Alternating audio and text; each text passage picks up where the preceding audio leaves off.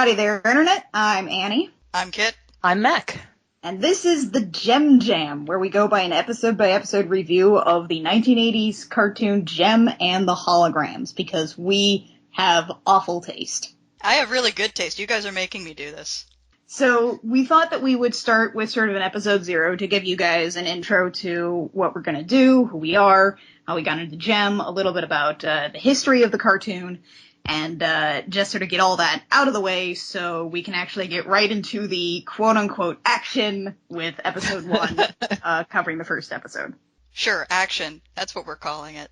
Hey, there's smash cuts. There's glamour, there's glitter, there's fashion, fame. There's the misfits, and yeah, are better. Their songs are definitely better. I figured we would start by just sort of going over our dynamic, if you will, of how we got into JEM. I am, I guess, the oldest of the group, so I actually remember JEM and the Holograms being on air.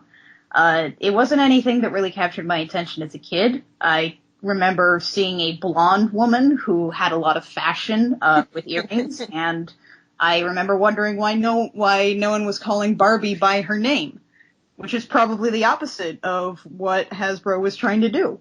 I just sort of put it in the back of my head and remembered it as like a weird 1980s show, as you do, until basically, I believe that was during college, when Mackenzie and I were roommates, and we had been going through Netflix watching shows. We came across JEM and the Holograms and we're like, this looks awful and 80s and girly. Let's do this.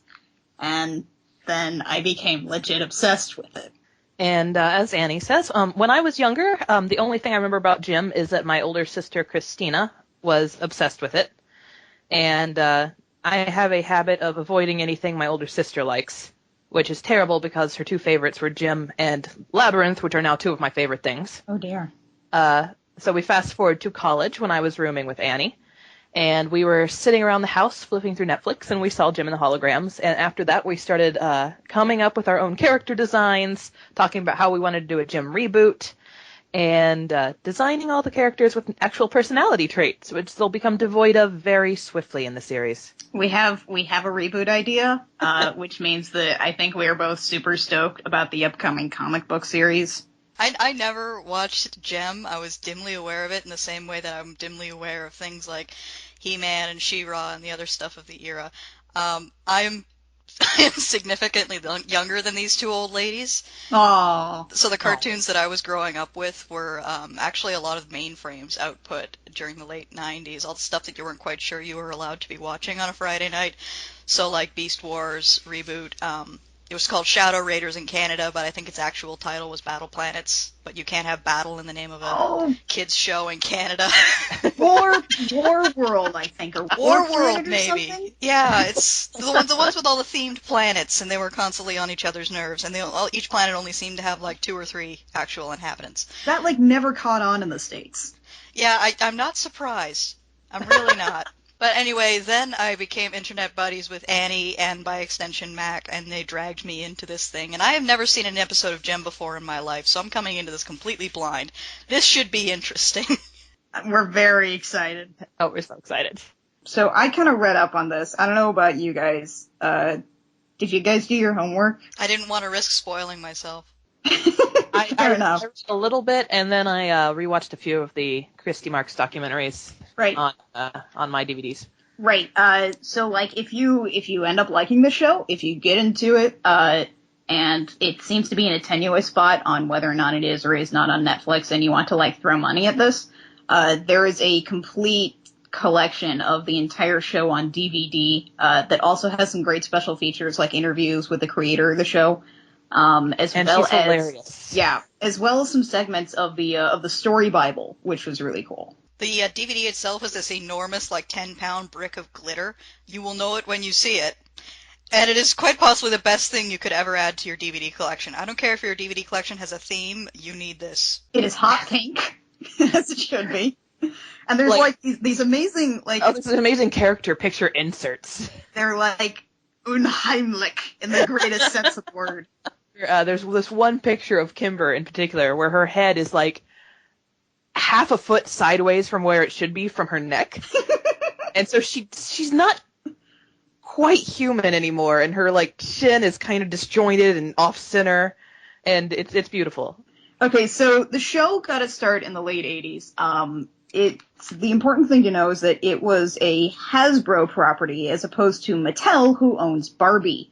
Hasbro came up with this idea that they wanted to make a Barbie competitor that was like hip and fashionable, which means fashionable in the 80s, which might frighten you. The beauty of the 80s. Oh, it was a period, certainly. That sure was a decade in time. Exactly. So they came up with this concept of a glam rock band, basically, and a woman named M, which was like mysterious or mystique and magical. But then they realized that you can't copyright a letter, so they came up with JEM instead. They wanted to actually create like a whole story around this. They had just the most basic trimmings of this is character, she has sister, also band, go. So they contacted a woman named Christy Marks, who we'll probably be talking a lot about here because Mackenzie and I have kind of really respect her. She was a writer for a very long time for the G.I. Joe cartoon. And she was very much inundated with like boy things, with all that kind of crazy crap. In interviews, I believe Mackenzie, correct me if I'm wrong, she talks about how it was really interesting to sort of go for extreme girly soap opera. Yeah. And several of her comments on just the episodes in general, she talked about how in this episode she wanted to just ramp up the drama a lot. And how if she did this in G.I. Joe, she'd just have some more people attacking or something like that. Because she's like, that's all the boys would care about.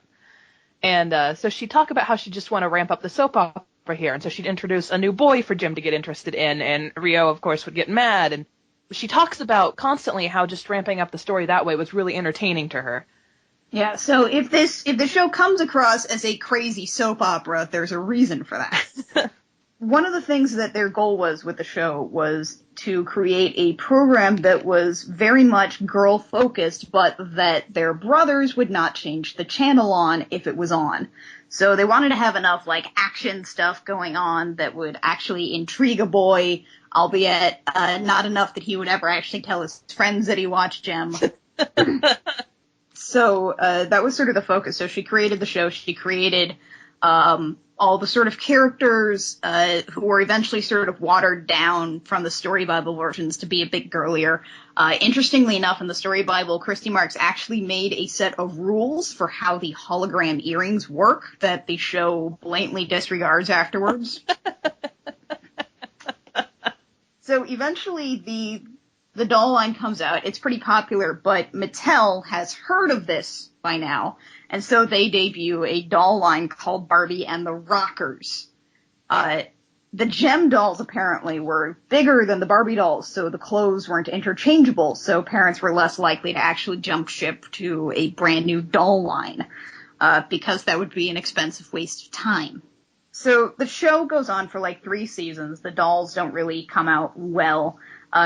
Even though, like, Hasbro, in order to keep everything about JEM even more secret about, like, whatever new dolls they're introducing or whatever new clothing line they're introducing, they come up with code names, and still Mattel outdoes them because they've been doing Barbie for so much longer.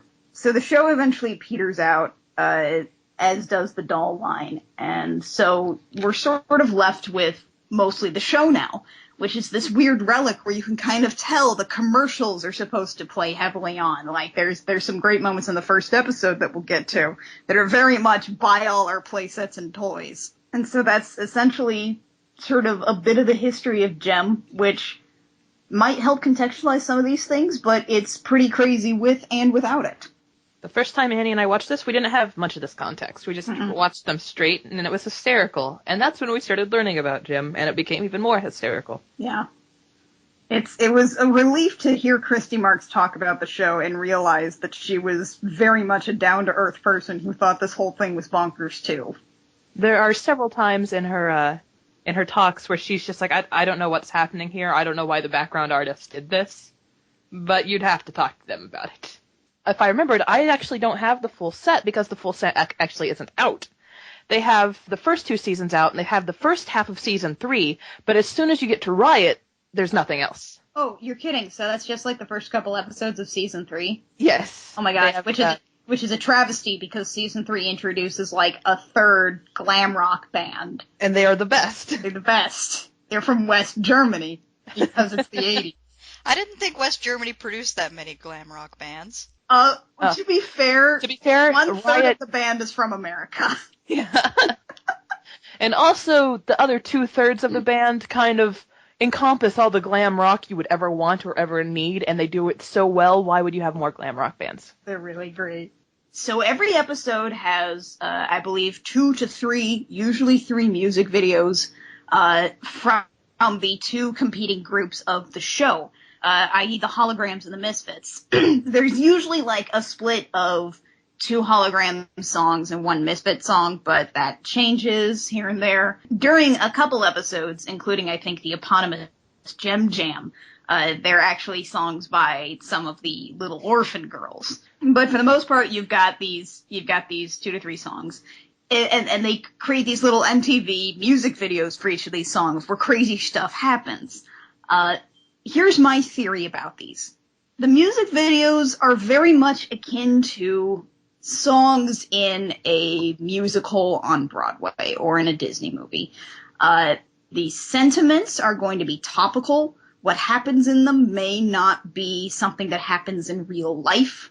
I believe a lot of them are sort of metaphors. I don't think most of them actually happen. But I sort of think of these songs because a lot of them are written very vaguely, like a song specifically about the Misfits wanting to know who JEM is called Who Is She Anyway? A lot of it could be construed as the singer talking about a new girl that her boyfriend's into and comparing herself to that girl. A lot of them could be construed as sort of generic baby songs. Except for the one that's on a train. Right, except for the one that is just about taking a train, and that's what most of its lyrics are, taking a train. Well, that's the case with most of the songs, isn't it? I mean, I was watching the first episode and going, all of these songs just have the same phrase repeated over and over and over again. Yeah. Basically, yeah. Yeah. The songs aren't great. There are some pretty decent ones in there. By and large, the Misfits songs are in fact better. And the Holograms are designed to have like a very 80s pop sound. The Misfits are composed to have like a rock fusion sound, and the Stingers are a bit of a jazzy. I mean, the way these generally went into the script was like they wrote the writers would basically say, here's where a music video goes, here is the gist of what we're trying to communicate here. And the composer was just go nuts with this. It's also worth noting that some of these songs were meant to be kind of standalone anyway, because the dolls were packaged with cassette tapes with these songs on them. Oh my god. Yeah, that was the thing. I try and think that, like, most of these songs probably don't actually happen. Like, they're not gonna drive around in a car and sing a song to each other to make themselves feel better. It's just sort of, here's something topical from their discography. At least that's how I rationalize it to myself. See, well, and to rationalize it, I just embrace it, and I decide that they are driving around in their little rod, pleased by the complete set, and they're just playing the music and singing it to each other because these girls are insane and they live in a post-apocalyptic future. So wait, you're saying that they're hallucinating the whole thing? I'm not saying they're hallucinating. I'm just saying this is after the apocalypse, and the only way to survive is via pop music. I think that's also a valid interpretation. I think at this point any interpretation is valid. All the goofiness aside, I think it's pretty damn impressive that the composer managed to come up with 3 new songs every week for this thing. Oh yeah. Some of them are repeated. Right. Like all of the episodes for season 1 are entirely original songs. Starting in about season 2, I want to say maybe 1 song per episode is a pre-existing song from the season 1 discography. But still, that's still an impressive amount of new content every episode. Altogether, like, I have a lot of respect for the show because one of the big things was very much promoting diversity in the fact that it put an African-American character in prominently within the cast while not making the fact that she was African-American like the entirety of her character. Actually, the same is said for Aja, who is Asian. quote unquote. It's worth noting that all the girls' names are sort of disassociated from their characters. Like, I think Kimber and Aja had each other's names for a while early in production. Yeah. And they're all actually music references. But I think Aja's supposed to be Japanese American. I think I remember reading that somewhere too. I was actually trying to look up her name just now to see what it was, but that didn't help at all either because her last name is Leith. Right. So again, all music names. Yeah. And later we also get Rhea, who is Hispanic. And that is a super big part of her character, though. Yeah, it is. Oh no. To the part where like her father is a florist who's like every other line is like, I'm your steel. Oh no. Yeah, they kind of dropped the ball on Rhea. But like after that, after Rhea's sort of on her own with the band, it is true that she is very much like she has a character. And I'm actually, this is something I'm actually really excited about as the comic is going to come out. They've done things where they've made sure to include LGBTQ representation, canon LGBTQ representation, adding more racial diversity, body type diversity to the cast because they don't have to worry about selling fashion dolls based on one body. And also, actually, the artist, the one who originally did the redesigns, she actually came out on Twitter as trans, I believe, yesterday or the day before. Oh, awesome. Yeah. To see the promotion of diversity within the comics creative team as well as on the comics pages. Yeah, that's amazing. Yeah. Okay, so that's all for us in episode 0. We'll see you guys next time for episode 1, in which we start from episode 1, the beginning. Until next time, I'm Annie. I'm Kit. I'm Mac. And don't forget to be outrageous.